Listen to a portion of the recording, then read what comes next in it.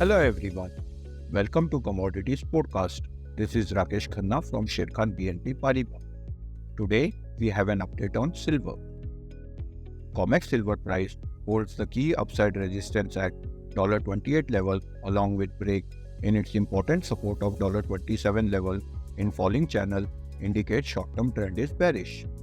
MCX silver price is moving in sideways range but failed to breach its key upside resistance of 81,700 level, signals short-term trend is bearish.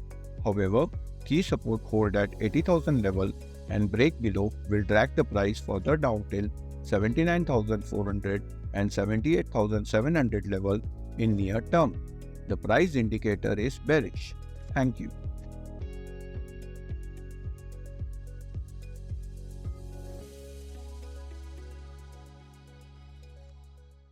Investment in securities market are subject to market risks. Read all the related documents carefully before investing.